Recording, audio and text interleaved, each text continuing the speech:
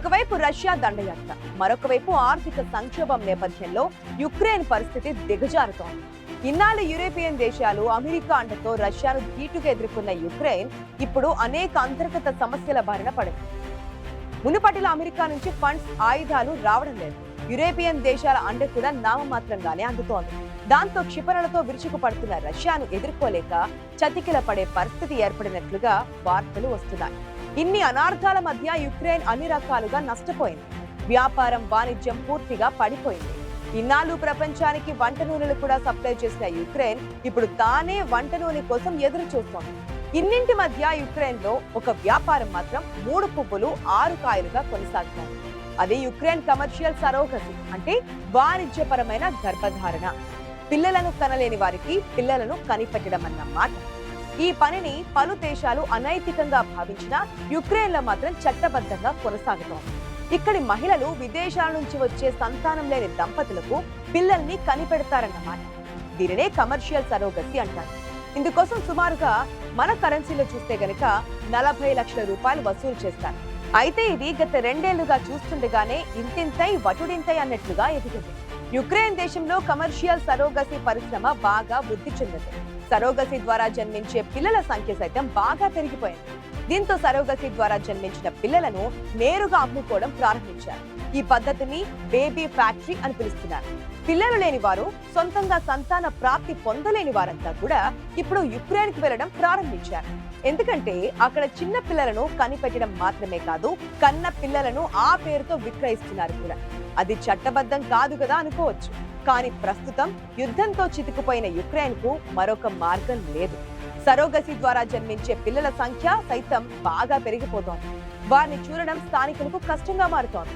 దీంతో సరోగసీ ద్వారా జన్మించిన పిల్లలను నేరుగా అమ్మడం ప్రారంభించారు. యుక్రెయిన్ లో ప్రతి ఏటా సుమారుగా 2500 నుంచి 3000 మంది పిల్లలు సరోగసీ ద్వారా జన్మిస్తున్నారు. ఈ పద్ధతిలో జన్మనిచ్చే సరోగేట్ మదర్ కోసం ఇతర దేశాల వారు యుక్రెయిన్ కు వెళ్తున్నారు. ఈ బేబీ ఫ్యాక్టరీ ఇండస్ట్రీ వినియోగదారుల్లో 3వ వంతు మంది చైనీయులే ఉన్నారు.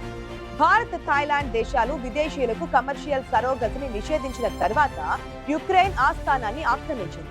గ్లోబల్ కమర్షియల్ సరోగసీ మార్కెట్ ఇప్పుడు 5 బిలియన్ యూరోలకు చేరుకుందని కొన్ని అంచనాలున్నాయి.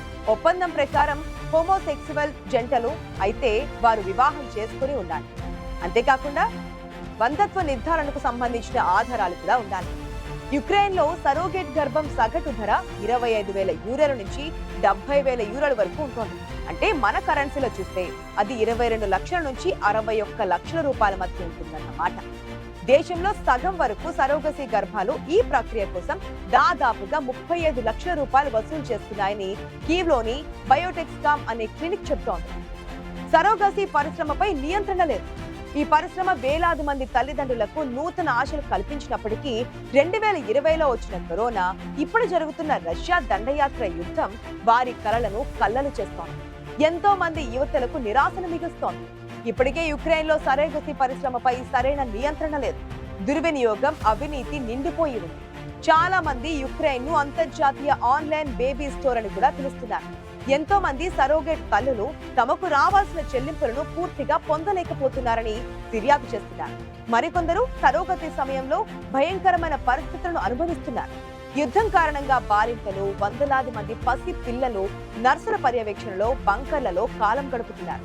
తమను తీసుకుపోయే విదేశాల వారి కోసం ఎదురు చూస్తున్నారు.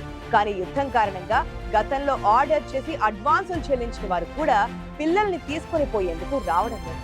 ఎక్కడ బాంబులు పడతాయో అని భయపడుతున్నారు. దీంతో పసిపిల్లలు కాస్త పెద్దవాళ్ళు అవుతున్నారు.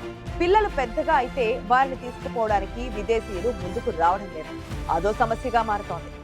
ఇక కమర్షియల్ సరోగసీని అనుమతించిన కొన్ని దేశాలలో తూర్పు యూరప్ లోని ఒక గణతంత్ర దేశమైన యుక్రెయిన్ దేశం కూడా ఒకటి. 1922 నుంచి 1991 వరకు యుక్రెయిన్ సోవియట్ యూనియన్ లో భాగంగా ఉండేది. యుక్రెయిన్ దేశం అద్దెకు గర్భాన్ని అందించడం, పసివాళ్లను అమ్మడం అనే కార్యక్రమానికి అనుమతించింది.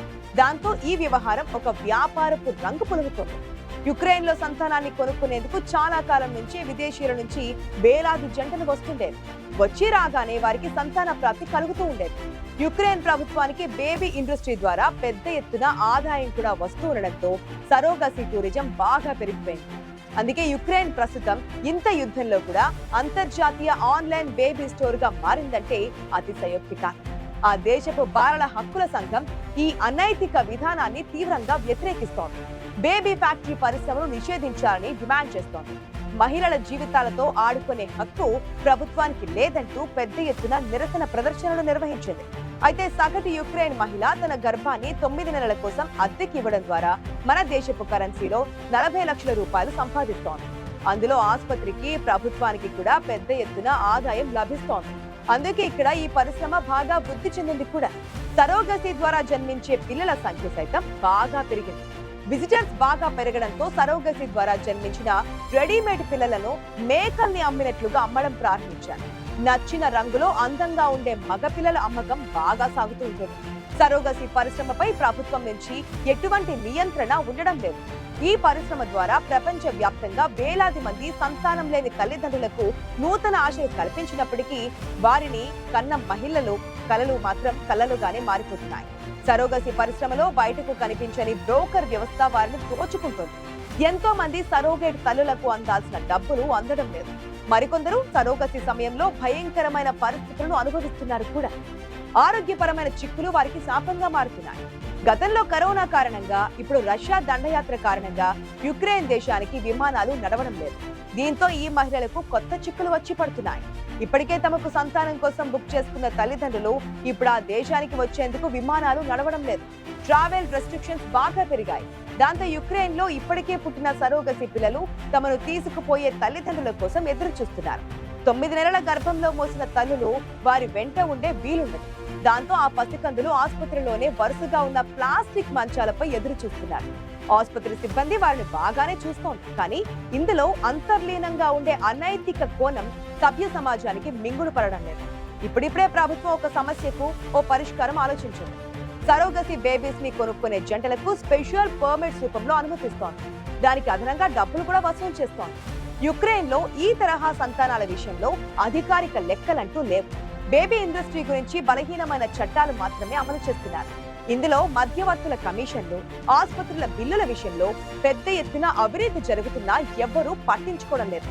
కొన్నిసార్లు గర్భాన్ని అద్దెకిచ్చిన తల్లులకు డబ్బులు కూడా అందడం లేదు. కొన్ని ఆసుపత్రులు కేవలం ఈ వ్యాపారం కోసమే తమ కార్యకలాపాలు కొనసాగిస్తున్నాయి. నిజానికి భర్త భార్య నుండి సేకరించిన బీజాన్ని అద్దె గర్భాన్ని మోసే మహిళా గర్భాశయంలో ప్రవేశపెట్టారు. ఆపై 9 నెలల తర్వాత జన్మించిన పాపను అసలైన తల్లిదండ్రులు తీసుకుపోవాలి. కానీ ఇక్కడ అలా జరగడం లేదు. ఉన్న ఫలంగా కావాల్సిన వారికి అవసరమైనంత మంది పసికందులని అమ్మేస్తున్నారు. కోరినంత డబ్బులు ఇస్తే చాలు, కావాల్సిన కలర్ లో అమ్మాయి అబ్బాయి ఎవరు కావాలంటే వారిని అమ్మేస్తున్నారు. గర్భం మోసిన యువతికి దక్కాల్సిన సొమ్ము మాత్రం పూర్తి స్థాయిలో దక్కడం లేదు. అయితే పేద మహిళలు మరో మార్గం లేక ఇచ్చినంతలో తృప్తి పడుతున్నారు. సంతానం లేని జంటకు తాను ఒక బాబును కనిచ్చారన్న తృప్తి మాత్రమే దక్కుతోంది ఆ మహిళకు. అయితే కనీసం ఓ మాదిరి సంపాదన కలిగిన ఉద్యోగం ఉంటే ఈ పనులు చేయమని అంటున్నారు సరోగసీ మదర్స్.